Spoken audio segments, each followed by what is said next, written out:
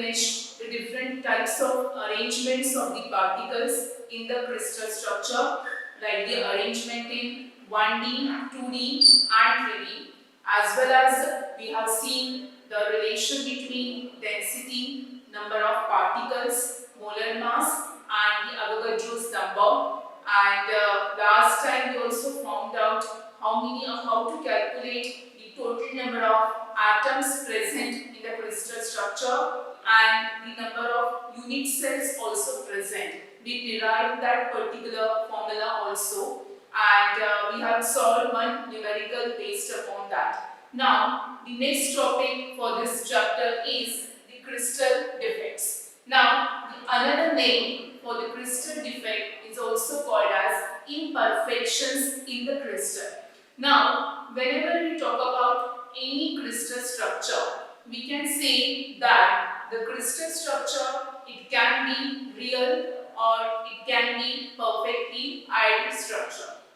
Now, whenever any real crystal structure is considered and when we talk about its properties, then it's very clear that there is no real crystal existing which is completely perfect or 100% perfect.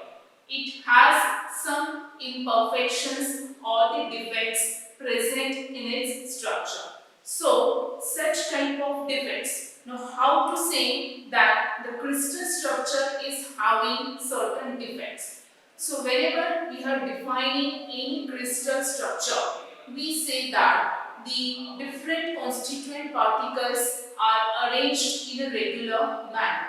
Now, whenever there is some disturbance created in the arrangement of such constituent particles at their lattice points, then we say that that particular crystal is having certain defects or imperfections. So, in very simple way to define the irregularities in the arrangements of the particles at the lattice points in the crystal structure are called as crystal defects or imperfections.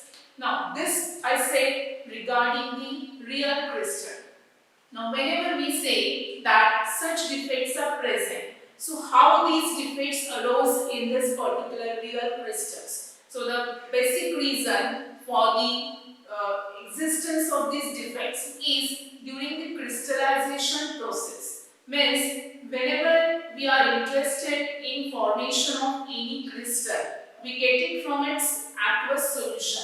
So, we have to carry out the crystallization of that particular substance so that we get the completely pure crystals. Now, when we carry out this particular crystallization process, then if that process becomes very fast, then at that time, whichever crystal we are getting out of the process, it will not be completely perfect.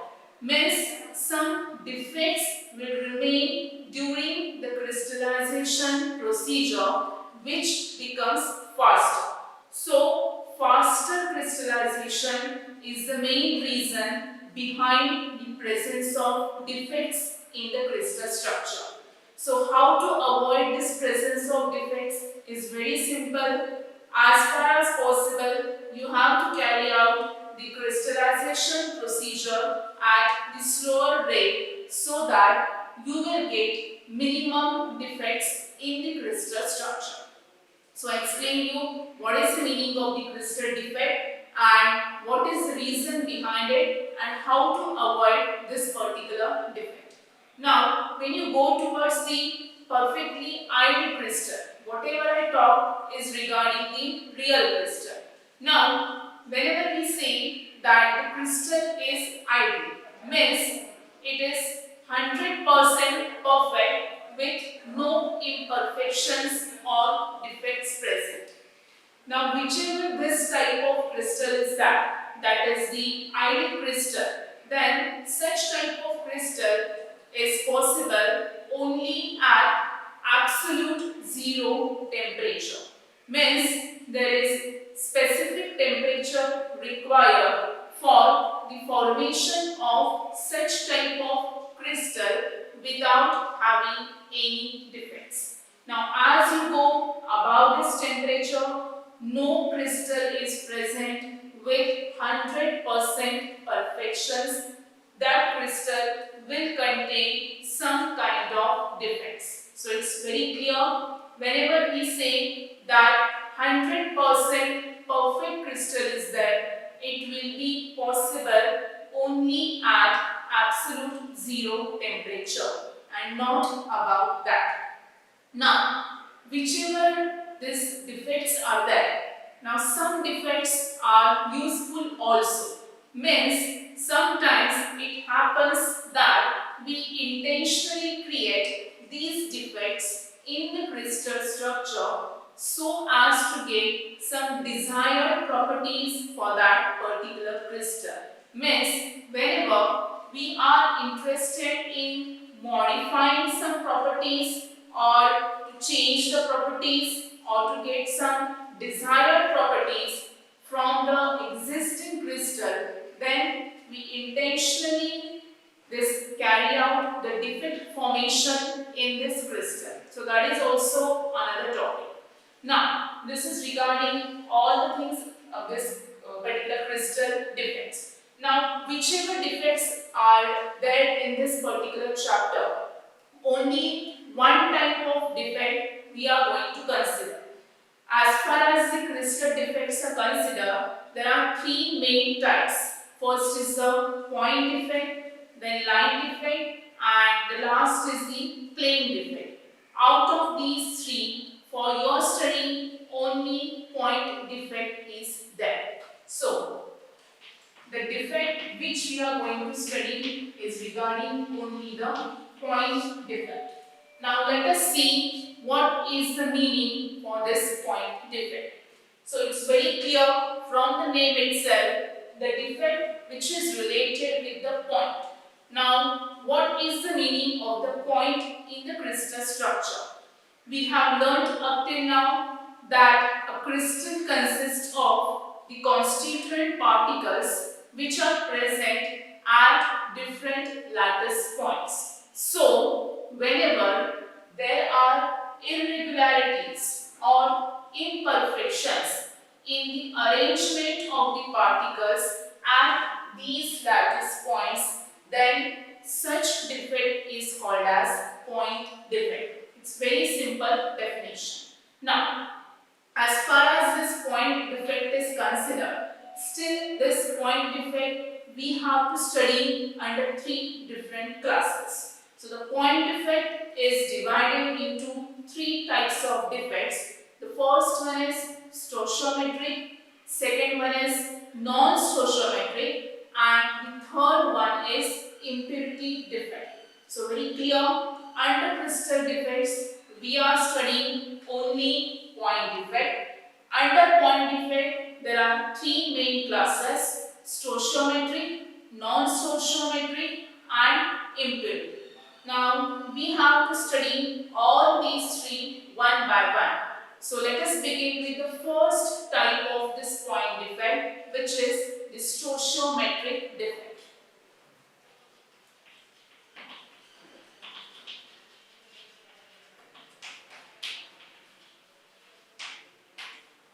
So this becomes the first type of the point defect. Now let us first of all understand what is the meaning for the stoichiometric defect and what is the meaning for the word stoichiometric. Now whenever you say that a structure is present, a crystal structure is present, then always any crystal structure has fixed number of atoms.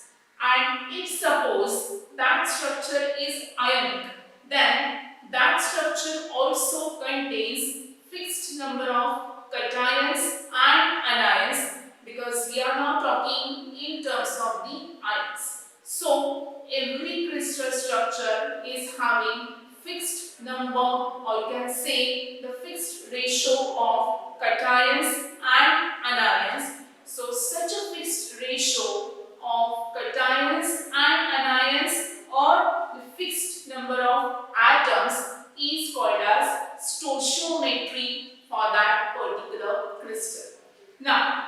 how to relate this stoichiometry with this defect?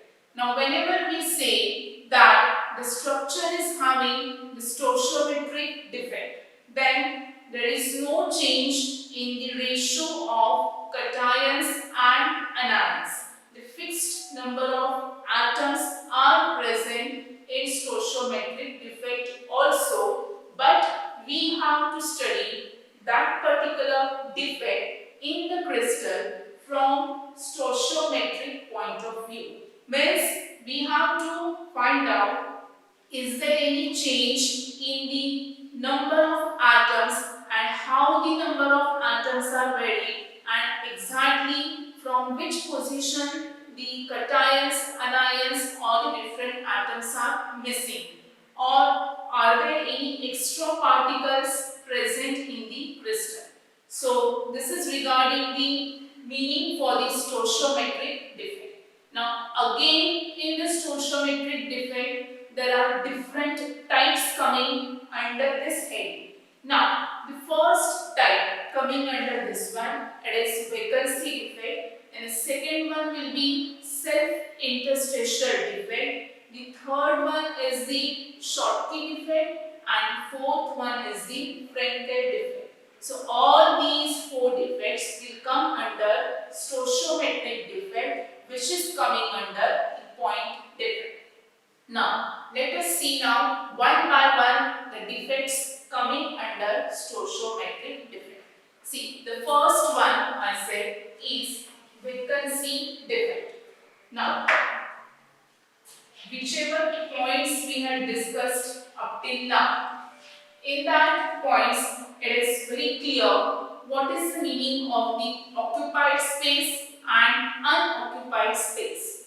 So the unoccupied space in the crystal structure is called as what? Now in the same way we have to talk in terms of the vacancy defect. Now suppose this is the arrangement for the different particles, or you can say the atoms in the crystal structure.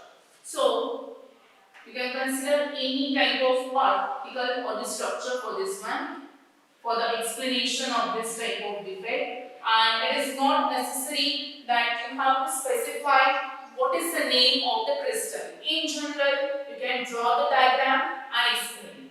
So, if this is the arrangement of the particles in the crystal structure, then if you observe what I have drawn is, in the first row there are 4 particles, same number of particles are present in the third and the fourth row. But if you go for the second row, there is one particle, it should have been present at this position if the crystal would have been perfect. But it is not like this. This particular particle is absent at this lattice position. So, because of the absence of this particular particle at this lattice point, a vacancy is created. So, because of the vacancy formation in this crystal structure, this defect is called as vacancy defect. Means, in very simple words, any defect which is generated due to a missing particle from its lattice position, or the absence of that particle from the lattice position, is called as vacancy defect. Now, whenever you consider these vacancy defects, it may happen that 2 particles also go on missing. That is, if this is the particle which is missing at this position, same like that, one more particle may be also missing. So this is nothing but the vacancy defect. Now this is the regarding the vacancy defect. Now when you go for the second one is called as the self-interstitial defect. Now this self-interstitial, from the word itself, which is the self-interstitial, what is the meaning of the word interstitial? So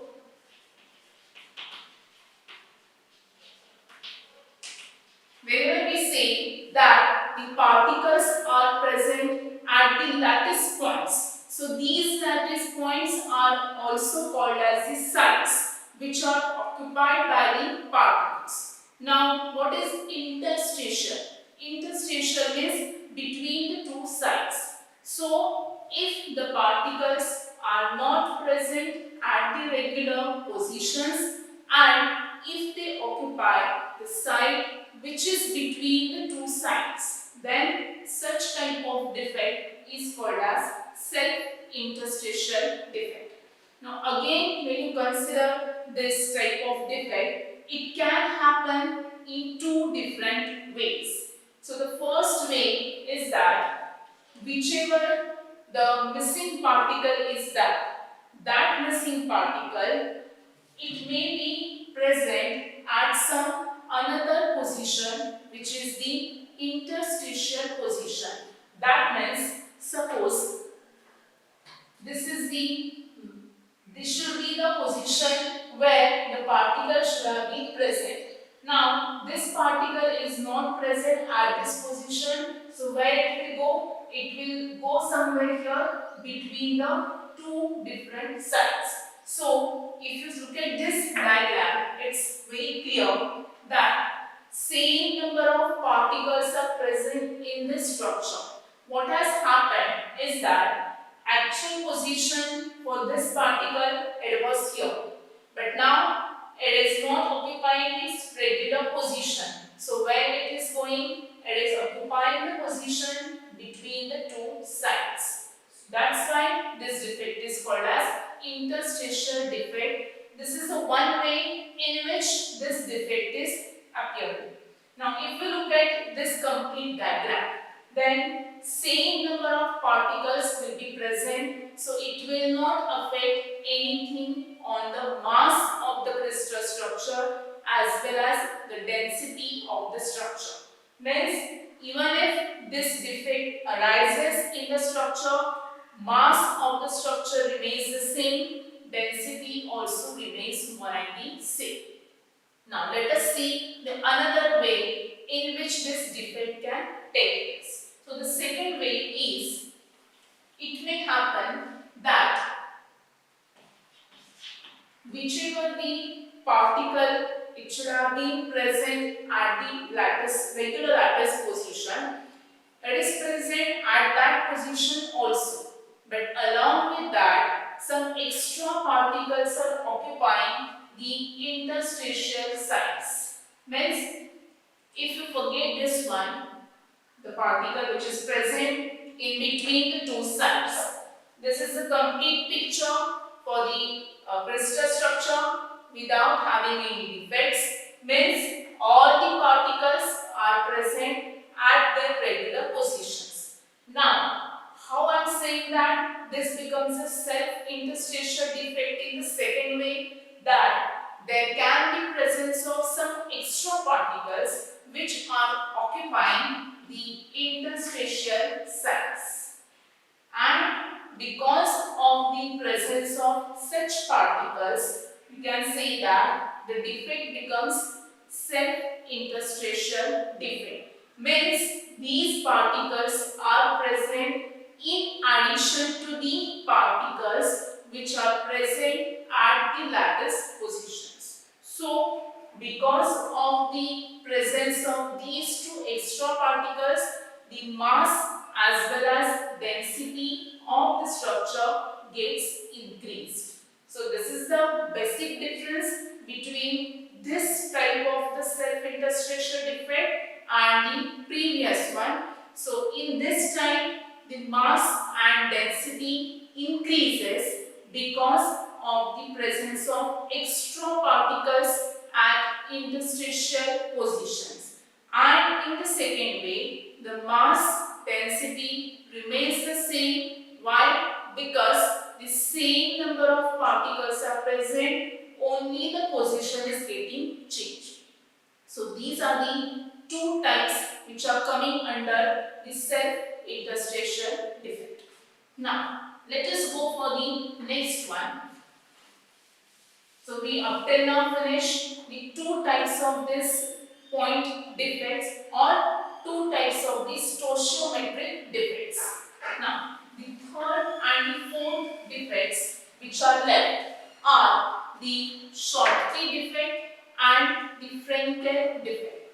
Now, these Schottky and Frenkel defect, they are going one by one. That means there is only slight difference between them. So, we'll see those defects afterwards. Right now, only one short numerical is there, which is based upon the previous part which we studied. That is one formula we derived for that, and based upon that. The first one is the niobium, which is forming the BCC structure. So, if the structure is BCC, then the number of particles are 4. And they have said that the density of the structure is 8.55 gram per cc and its unit cell age length is 330.6 picometer, and they have asked us to find out the total number of atoms and unit cells which are present in 0.5 grams of this niobium. Now, to find out this particular things, we have to use one formula, that is the number of atoms is equal to, that will be x into n divided by rho into AQ. Now, all these values are available with us. X is there, n it is BCC, that's why it is the BCC structure, that means n is equal to 2. We just have to substitute here, density is given, and AQ, just convert this picometer into centimeter and you will get the total number of atoms. And to get the total number of unit cells, you just have to use the same formula. Only thing is that you have to skip this number, which is the total number of particles. So in this way, you can find out the total number of atoms and the unit cells in any structure, may it be BCC or SCC. So the remaining crystal defects we'll see in the next lecture. Thank you.